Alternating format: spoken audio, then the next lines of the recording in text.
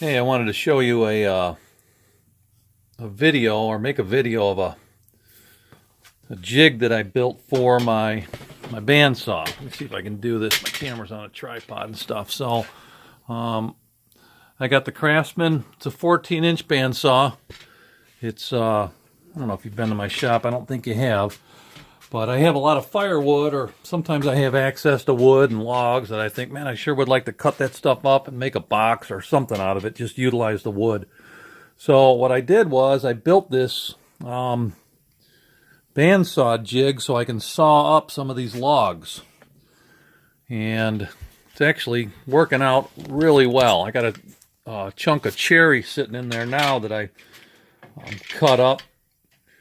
Basically, what you do, see if I can get a good picture. I got my air hose or my vacuum hoses all over the place here. So basically, it sits on the bed of the bandsaw. Okay, I made the platform there for it, and I put two aluminum T-tracks in here, and this bottom carriage here slides in that groove there. I put a metal track in there. And what's nice about it is this here, it stops it from, I don't know if you can see that or not, but my T-track it's got those grooves in it. Okay, so your jig can't pull out of there. And so I found a piece of T-track that had these discs in it, and so it's got that lip on it, so it stops it from falling out of the track. I mean, you can extend this thing way out, and it's still not falling out because it's held in there. So anyway, I got that on there. I made two runners. I made one out of some oak, but then I got these things. So this is working out real nice. So basically, that track keeps it running parallel with the blade. I don't know if you can see that.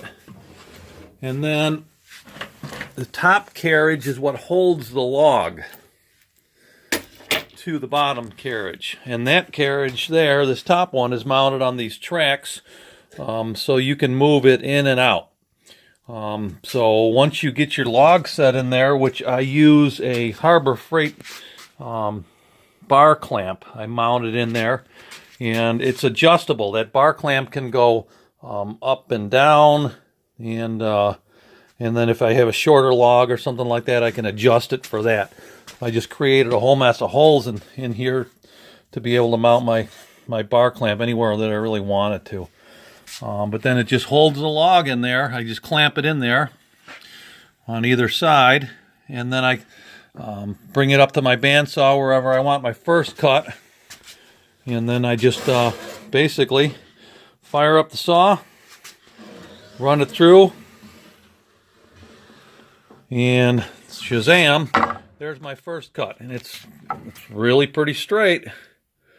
And then if it's wet wood, then I can, stack it and stick it and dry it, and then run it through my joiner and then thickness planer and do whatever I want with it. But I just wanted to kind of show you that. I thought it was pretty cool.